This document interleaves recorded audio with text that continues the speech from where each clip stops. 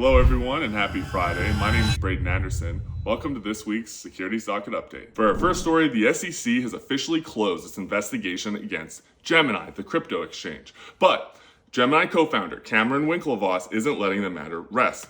On a post on X, Winklevoss accused the SEC of damaging the crypto industry and called for sweeping reforms. Among his demands, reimbursing defendants for 3 times their legal costs when enforcement actions fail, and publicly firing SEC staff involved in unsuccessful investigations. For our second story, the SEC has directed all employees to return back to the office full-time starting April 14th. This decision follows a broader mandate for federal employees to return back to the office, an initiative to cut costs and reduce government headcounts.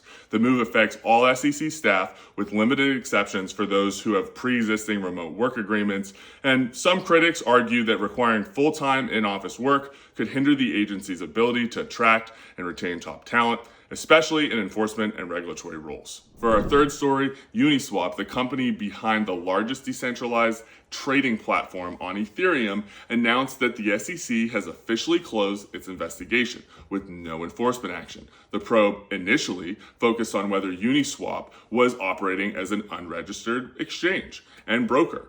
And the SEC had even issued a Wells notice earlier this year, signaling potential legal action, but now the case is over.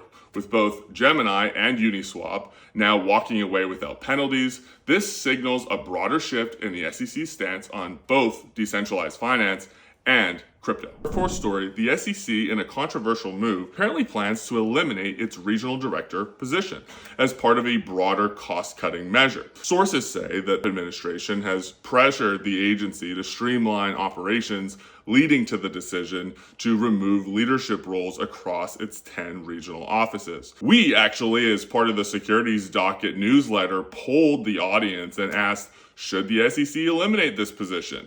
And a resounding 83.5% said no. So is this the right move? Will it weaken the agency's ability to police markets?